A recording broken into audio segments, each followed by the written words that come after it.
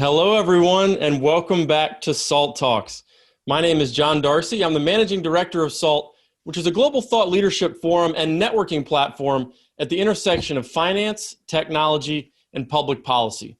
SALT Talks are a digital interview series with leading investors, creators, and thinkers that we launched during this work from home period. And what we're trying to do on the SALT Talks is replicate the experience that we provide at our global conferences, the SALT Conference, which we host twice a year in a normal environment, once in the United States and once internationally, most recently in Abu Dhabi in 2019. We're looking forward to getting back to a normal event calendar, hopefully in the second half of 2021. But what we try to do at our conferences and what we're trying to do on these talks is provide our community a window into the mind of subject matter experts, as well as provide a platform for what we think are big ideas that are shaping the future.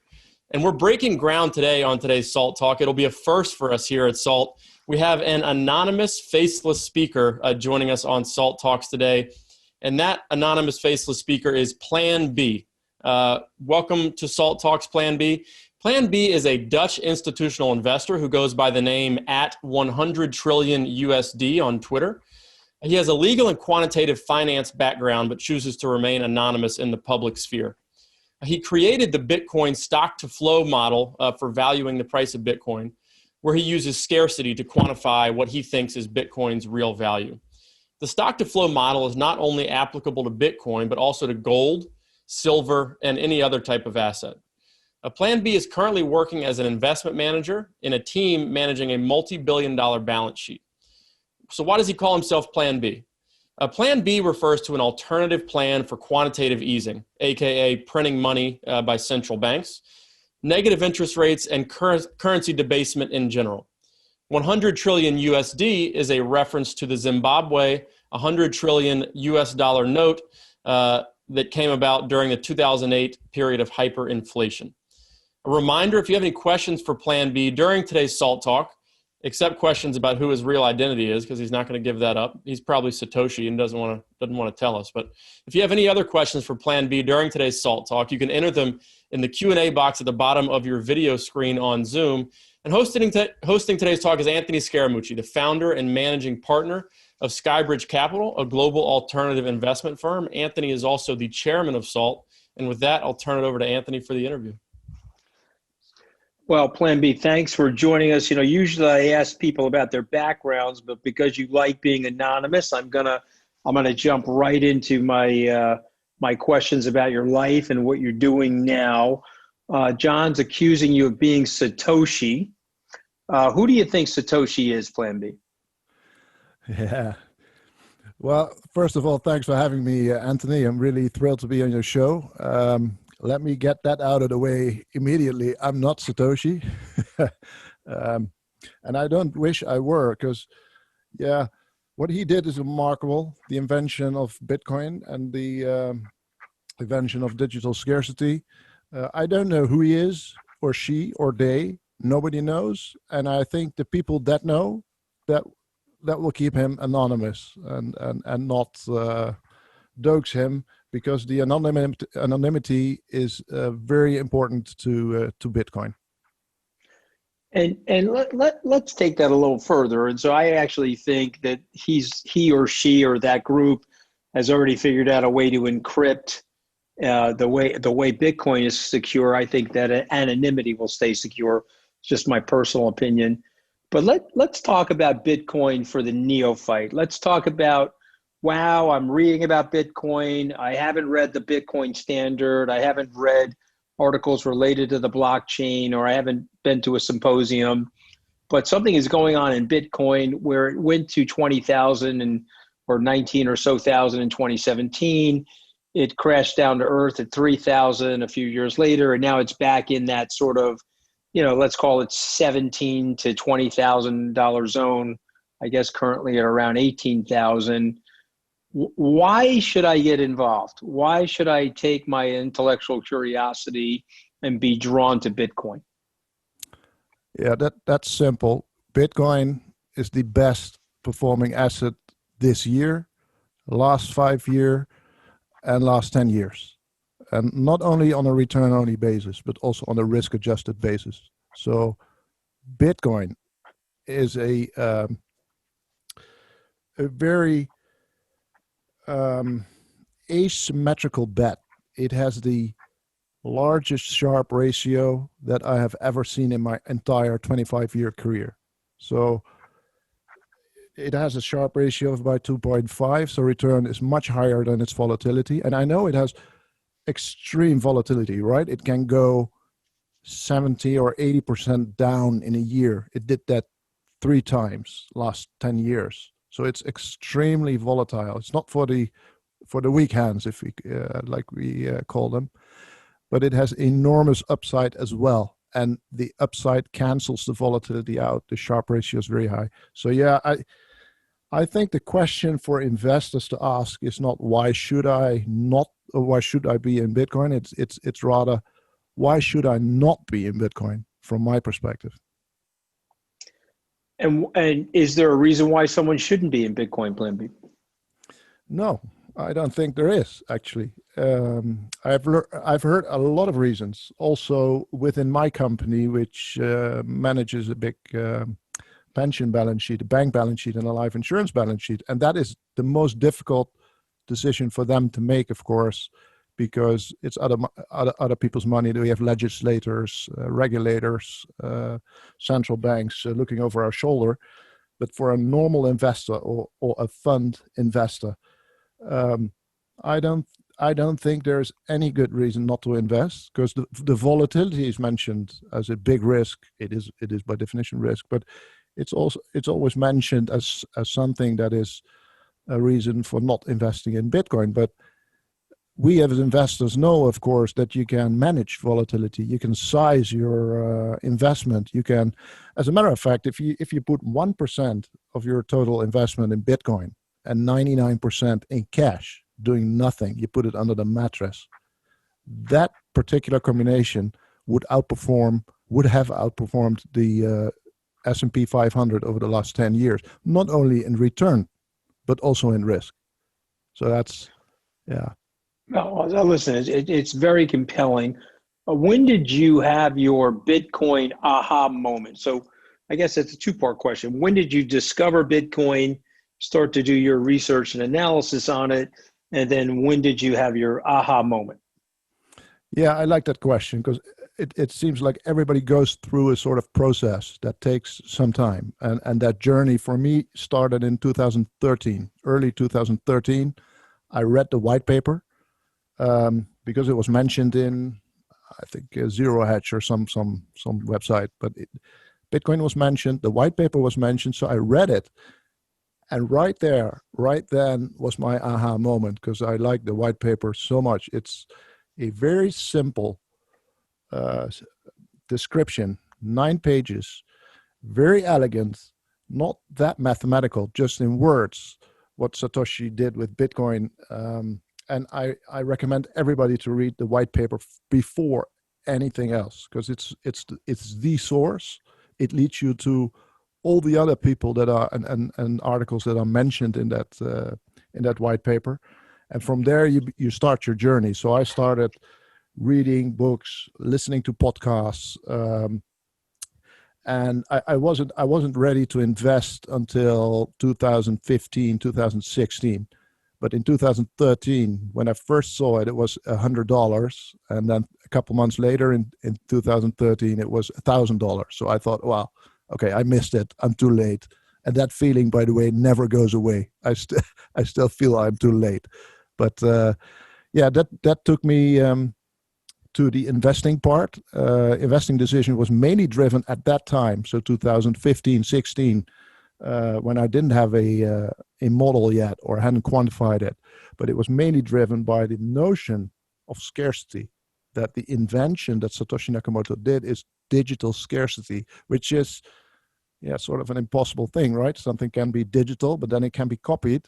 So how can it be scarce? How does that work? And so it's really a discovery process, and it leads into very exotic worlds like cryptography, peer-to-peer networks, mining, proof of work, hashing. Those kinds of terms are really basic, really essential to learn about. But then once you start investing, you start feeling the effect of volatility, of course, but also of the enormous uptrend that's in the asset. So the scarcity, the 21 million, is what got me in there. But it was not until 2019 that I really had the desire to have something more like a fundamental model that I use in investing professionally as well, where I could say a little bit more mathematically about the price and the path for the next couple of years. You're saying something interesting. You saying that you're too late, but are you too late though? Or is this the beginning really? Or are we still in the first innings of Bitcoin? Yes, I know 2014 Bitcoin traded at $154 per coin and it's now 18,000. And so that looks late. But when you think about the potential for Bitcoin, are we still in the early innings? We are, definitely. We're not late, but it's more the feeling that everybody who goes in has the feeling that he's late. So I had that feeling at around 400, because I missed the 100 part, and before me, of course, there were people entering at 10 or 1 or even below $1, right? Mm-hmm. And so of course. But yeah, no, we're very early. I think in the adoption terminology, we would be in the innovator stage, not even the early adapter phase. There's not even 2.5% invested in Bitcoin, so we're very, very early, and that's also what my models show, because this upside is immense. And yeah, no, it's always scary to enter. You always have the feeling you're late, but you're Mm-hmm. not. All right, well, it's a good point. The 21 million, I have to confess to you, I have not read the white paper, but I will now go and read the white paper. But is there a reason for that number? Is that number arbitrary? Or I know they were trying to create scarcity, but why did they pick 21 million, or does nobody know that answer? Nobody really knows, and I think it could be arbitrary. I think it is, by the way. So there's no good reason why it shouldn't be any other number. Okay. Your macro view, when you think about price trajectory for Bitcoin over the next 5 years, what do you think it is, and why are you so bullish? Yeah, my macro view is also a quant view, because my background is very quantitative. I have to have numbers. That's why I made this stock to flow model. That got me my name, and what that model shows, it's based on scarcity, on the 21 million, and it compares the scarcity, it quantifies it to gold, real estate, silver, diamonds, etc., etc. If you look at that trajectory, what we had last 10 years, where it could go to the levels of gold and real estate, then I expect Bitcoin to do another 10x or 20x. So it will go to, well, north of 100,000, maybe north of 300,000 before Christmas next year. And that sounds really bullish. That sounds maybe ridiculous to some people, but we've done that 3 times before. And it's this very asymmetric return. Years of nothing, some big crashes, and then an enormous bull year that I think that will happen next year. And it's typically after halvings. I know you talked about this before in one of the other podcasts, but the supply of Bitcoin is halved every 4 years. And imagine that the gold mining supply would halve. Imagine what that would do to price, and that's what you see. And so let's go into it. It's being halved because the stuff is being taken out of supply. It's basically like a Van Gogh. Can't be replicated, and so there's a finite supply of it, and it's being taken out of supply, which is increasing price. Is that fair to say? Yeah, that's right. So Bitcoins are made every 10 minutes in a block. Every 10 minutes, all the transactions are put together in a block, and the miners make that block, and the miners that found the hash that make the block valid, they get the new Bitcoins. It's 6.25 Bitcoins at the moment every 10 minutes, and that was 12.5 4 years before that, it was 25, and it started in January 2009 when Satoshi mined the first block with 50 bitcoins every 10 minutes. So we're now at 6.25, and that will halve for the next 100 years. So yeah, supply will be taken out. If you want Bitcoin, you will have to convince somebody else to give it up, to sell it to you, and of course that does something with the price. But fundamentally, from a first principle point of view, scarce assets are worth more than abundant assets, and Bitcoin is the first absolute scarce asset. You cannot alter the supply, change the supply. Even when price rises, you cannot increase the supply because it's mathematically in the protocol. And that's very unique, because even with gold, if there is a lot of demand, if the price rises and gold price goes, let's say 2x, for sure the mining will increase, and miners will do everything to mine more gold, to print more gold, if you will. But Bitcoin, that cannot happen. You've talked about this stock to flow cross asset model for valuing Bitcoin. You've invented it. How does that work? Describe it to a layperson.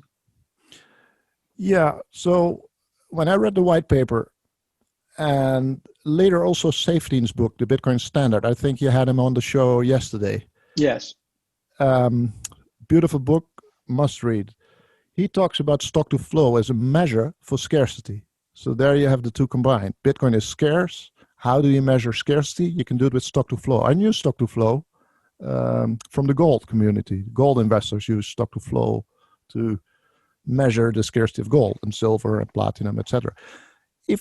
My insight was to relate that to the market values of gold and Bitcoin and diamonds and real estate. So I plotted the stock to flow, the scarcity on the y-axis or the x-axis, and the market value of the total market, Bitcoin market, diamond market, real estate market on the y-axis, and also the historical path of Bitcoin. And what you see is that there is a almost perfect linear relationship between those assets and between Bitcoin's path towards the scarcity of gold and real estate. So that's very interesting and mathematically very hard to deny. So yeah, it's a relation between scarcity and value, and you can exploit that. You have some pretty well-known people, Stan Druckenmiller, Paul Tudor Jones, Bill Miller. All three are money managers that became billionaires due to their investment acumen. And now even Ray Dalio is starting to warm to crypto. We're starting to see legacy institutions like JP Morgan and Morgan Stanley write positively about Bitcoin. The career risk factor seems to have faded away from supporting Bitcoin at institutions. But when do you think that fade, if you will turn into an asset allocation recommendation for their investors? Obviously, Paul Tudor Jones is already in there, so is Stan Druckenmiller. But when do you and Bill Miller? But when do you think that crossover happens and it becomes more mainstream? I think it goes gradually, and it has gone gradually off last couple of years. Bitcoin is a bit exotic. It's new, so you can't. Well, most people don't know it, but once you see it and once you get it, once you read the white paper, you get what Bitcoin is. Then you cannot go back. Once you've seen, you cannot unsee, is what I say, and especially if you have a quantitative background. So I guess especially hedge fund guys who are used to spotting opportunities and using quantitative analysis and maybe algos to trade and invest. These investor groups are specifically open to recognizing asymmetric bets like Bitcoin. So once they see it, they will go in. It's just too yummy not to. And so I think it will grow gradually.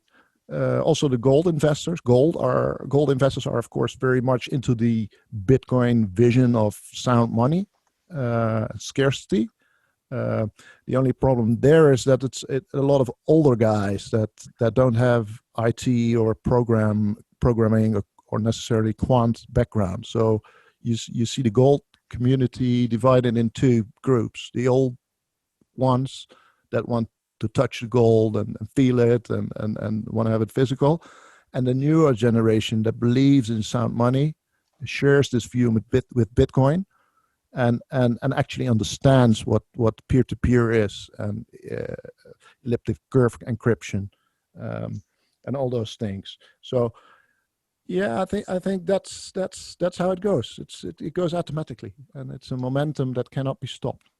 You mentioned earlier in our conversation gold as a store of value, real estate as a store of value.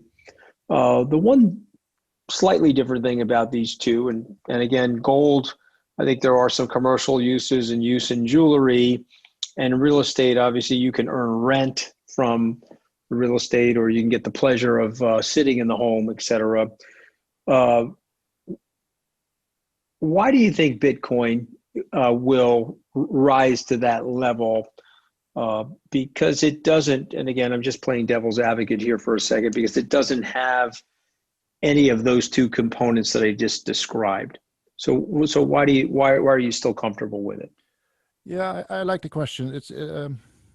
It's Bitcoin is much more like gold, of course, because it has no cash flow. It's a commodity. It has no cash flow. You cannot use cash flow models to value it like real estate. With a rent, you can actually value it the classic way. But what you see, especially right now, and in the macro environment, with especially since 2008. Which, by the way, is no coincidence that the Bitcoin white paper was written in 2008 and published in 2008. That was the height of the global financial crisis, of course. And since 2008, we have seen quantitative easing, massive amounts of money printing, stimulus of, well, first to save banks, now with COVID to save the economy. And all that money has to go somewhere.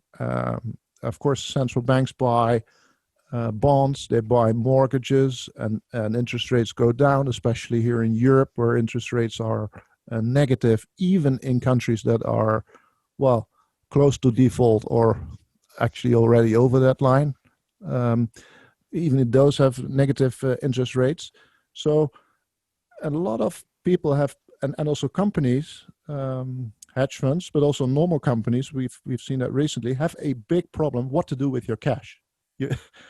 There is no yield to be made. And we have that too as an institutional investor, investing pension money. Where is the yield? Where can you earn money? There's not much places. So a lot of people go to real estate. Some people go to gold. So I guess a lot of this rise in prices of all these scarce assets, gold, real estate, diamond, silver, Bitcoin, also has to do with the quantitative easing, the debasement, the printing. You can actually see it in the models as well. So yeah, I think there is, even in real estate, where there's a lot of utility value, of course, because you can live in a house. Even in real estate, there is a big monetary premium at the moment, because investors use it to as a store of value. And you can see it for example in Amsterdam right now. There's, I won't mention names, but there is huge asset investors, trillion-dollar balance sheets that buy everything in Amsterdam, all the houses, just because there's nothing else where you can put your money in. Yeah, and to your point, if you're inflating the currency or creating more currency, well, those houses will be worth more in those currencies, and there's scarcity to it.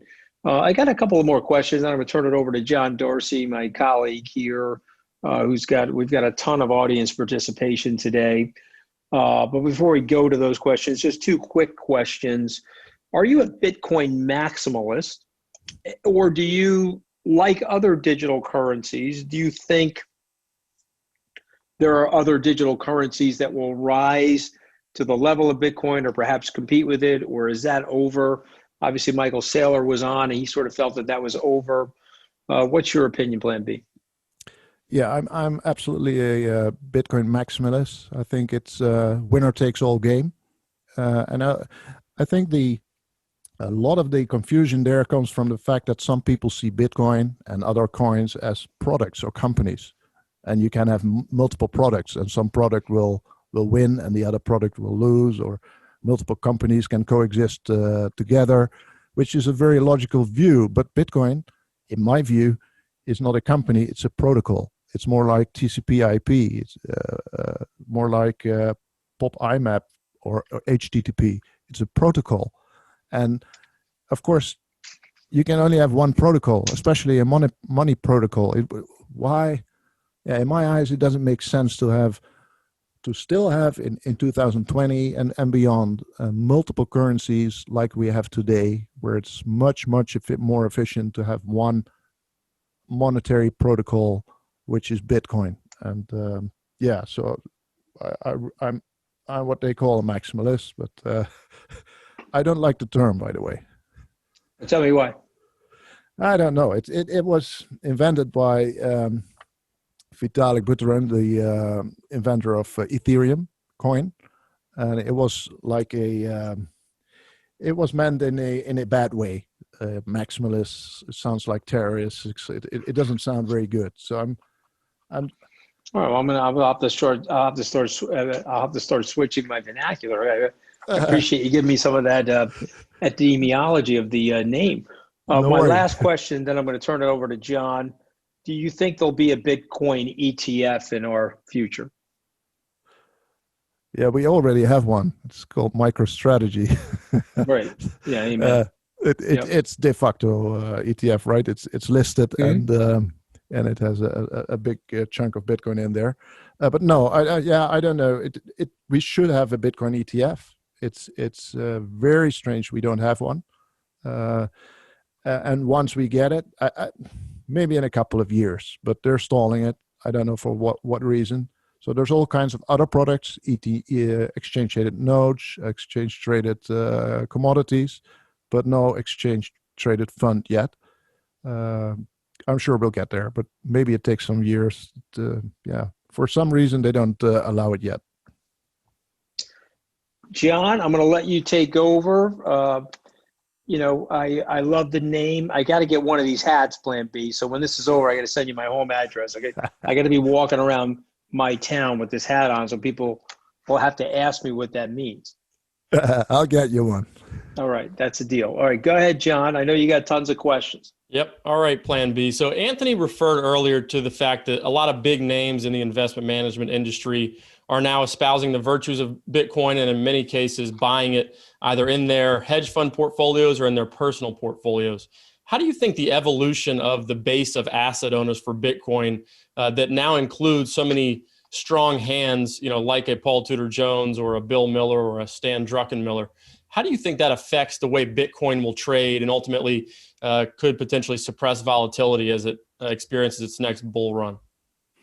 Yeah, great question. Two questions, actually. I'll start with how it will progress. I think it will progress, and it has progressed in a way that the easier it is for an investor to decide, the earlier he goes in. So if you're a high net worth individual that can decide over your own money, don't need some shareholders or employees or accountants to convince. You just do it with a little bit. You start small and you grow into it.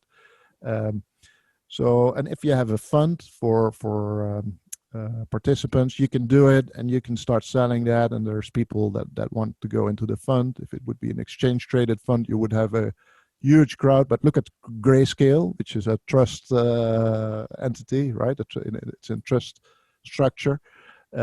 Huge demand. Over 10 billion in cryptocurrencies under management, and lately you see, for example, Michael Saylor's company, MicroStrategy. I know you had him on your show.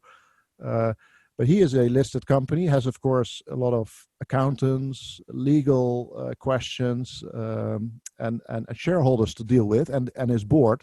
So it's very natural that he comes later into the game because he has to convince all those people.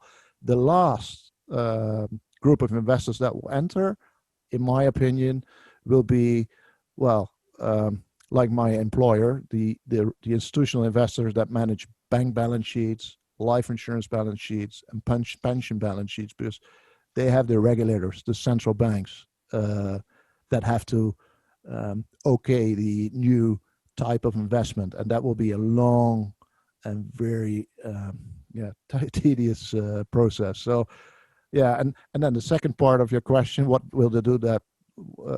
What will do that with price? Of course, if adoption grows, if adoption increases, and demand increases, while at the same time supply decreases, because of the halvings and the scarcity, stock to flow goes up, price will go up. It has to go. So yeah, very interesting times. You did a recent poll on Twitter about basically crowdsourcing answers on what people think are the biggest risks to Bitcoin. Could you tell us the results of that poll and also what you think personally are the biggest risks to Bitcoin? Yes, I like Twitter very much because especially when you have a large following, you can very easily gauge the market for questions and sentiments. So I did the poll 2 days ago. It was answered by more than 13,000 people. And the biggest risk that people see is government ban or regulation. That's 34% of the people think that's the biggest risk to Bitcoin. And I tend to agree because governments have been against Bitcoin and openly, but also trying to, especially trying to kill the predecessors of Bitcoin. Bitcoin was not the first digital currency. It was the fourth or fifth or even the sixth. All the others were shut down by government because it was not peer-to-peer, or the inventor was not anonymous, so they just shut them down. And well, look what they did to Libra from Facebook's coin. So in a way, Bitcoin was especially designed for this risk.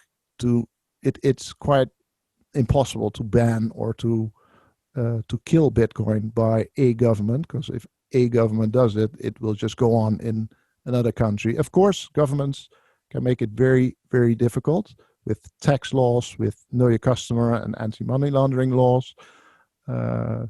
And that's what they're doing at the moment. It's a bit, but they do that with every invention, every technological improvement, right? When the cars were invented, there was this rule that if you had a car, you also had to employ a person that walked in front of the car with a red flag, because otherwise there would be danger for the pedestrians and the cyclists. So every new technology brings its own suite of stupid regulation. But in the end, that regulation will improve, be more reasonable, be more, just better for the general population, and also countries will, of course, be different in that. There will be countries that want to be the next Silicon Valley, crypto valley, if you will. Singapore right. is there, Switzerland is there, et cetera, et cetera. And there's companies that are less. That don't have much with protecting property rights. It's more the socialist countries. They will have more problems with this. As a quick follow-up to that, one of our viewers is asking, and they're saying that in the past, gold has been made illegal to hold by the public. In that type of scenario where a country comes out and says it's illegal for our citizens to own Bitcoin, obviously there's going to be plenty of citizens that do own it. Have you studied what a similar outcome would be if people declared it illegal to hold Bitcoin, if we went through a period of legal prohibition? Yes. So the United States made it illegal for U.S. citizens to have gold. That was, I think, in 1933, just before they did the Bretton Woods, and gold was of course increased in price a lot. So yeah, normally what you see if something is forbidden, is made illegal, there'll be black markets, and the price of it will go up. So it's much better to legalize it. You see it with other things as well. It's much better to legalize it, to control it, to take a little bit of tax and profit from it, than to make it illegal, because it will transform into something you don't want as a government. It will be stronger because of the ban, and of course, if you ban it as a company, then the businesses will go away. In a way, you see that in the Netherlands at the moment. They're making it very. So there is a legal guy, head of finance at the moment in the Netherlands, and he has no technical background, so he doesn't really get Bitcoin, and he's completely into anti-money laundering and know your customer. That's his thing. So he has made that so strict. I think it's the strictest in the world, where you have to even make a copy of your wallet, so your own wallet, where you want to receive the Bitcoin. What that means is all the companies that are in a country go away. For example, Deribit, the biggest option exchange, and that's a Dutch company, moved to Panama with all the profit, with all the employment. So there will be a very interesting theoretical game there, of countries that ban it and others that welcome it, and that's how the new world will be shaped. So you talked about how MicroStrategy is effectively now a Bitcoin ETF, and they're sort of a pioneer in terms of taking corporate treasury money and investing it into Bitcoin as an alternative to cash or other corporate treasury type of investments. Do you expect to see other corporates follow suit? I think about all these countries in the United States, for example, that have millions upon hundreds of millions of dollars in cash on their balance sheets that are domiciled in foreign countries, that aren't really accomplishing much for the firm. Do you expect to see those types of companies, especially in the tech arena, where I think Bitcoin has a little bit higher adoption rate? Do you expect to see more of those companies start to follow suit? Yes, absolutely. I think we're seeing it already. And it's even easier for non-listed companies. So if you're a private company, you can put your excess cash in Bitcoin or whatever asset you like, without dealing too much with all the things a listed company has to deal with. But even listed companies, now that Michael Saylor has shown us the way that it can be done. You talk about career risk. People were scared to be the first mover, but now somebody's done it effectively, and it's reduced some of the stigma around it, I think. Yeah, and I mean, MicroStrategy is a small company, right? It was before they invested in Bitcoin. It was $1.5 billion market cap. I don't know what it is today. It will be much higher, but that's small compared to the real cash rich companies that you mentioned as well: Google, Apple, Facebook, etc. So yeah, we all have the same problem: what to do with your money in an environment that money is debased, basically, by quantitative easing. So yeah. We have two questions that came in within a minute of each other, and I'll combine them from JJ and from Josephine. And they're asking, are you fully convinced that Bitcoin's supply is indeed capped at 21 million? And what stops Bitcoin's core developers, the miners, the node validators from all agreeing to increase the circulated supply of Bitcoin? They're questioning whether in Satoshi's white paper, it explicitly says that the Bitcoin supply is immutable. Yes, I'm actually glad that question is asked, because it's still out there. Let me first say, you can only ask that question if you don't get Bitcoin yet. If you have not read the white paper, or did not fully understand the white paper, because it's an essential thing of Bitcoin that it cannot be increased unless everybody agrees with it. But changing the monetary parameters of Bitcoin protocol, the 21 million, is technically very easy. You can just copy the code, right? It's on GitHub. It's open source, like Linux and all the other open source software. So it's very easy to copy the software and change the parameter from 21 million to 42 or whatever number, but you cannot copy the network around it. So the miners, the users, the node operators, the developers, the investors, all the exchanges.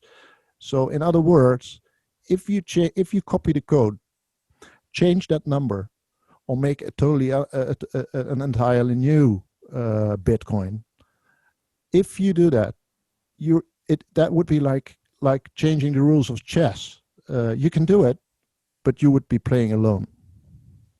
Right.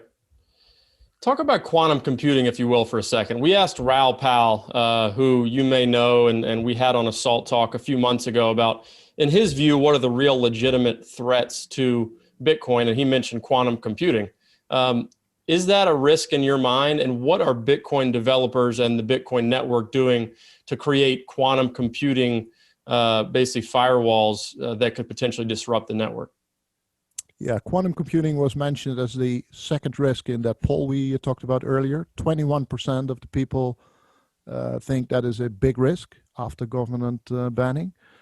So yeah, I'm not an expert on quantum computing. I know what it is. I read a lot of papers about it, so I have some view. My view is that, first of all, we're not there yet. So most papers quote a time range of 2025 to 2035 for the first quantum computer to do something that is useful, some small thing, let alone cracking the private keys that are used in Bitcoin and a lot of other security applications, of course. So yeah, I think but the risk is there. Of course, a lot of teams trying to build a quantum computer. We saw a lot of news lately about Chinese scientists that have made a breakthrough in quantum computing.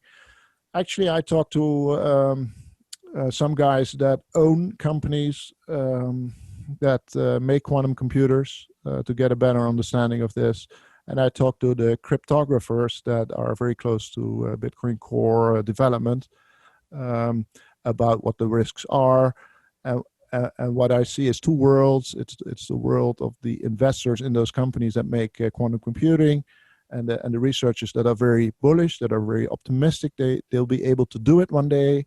And there's the cryptographic guys, and especially the Bitcoin guys that say, okay, it's far away.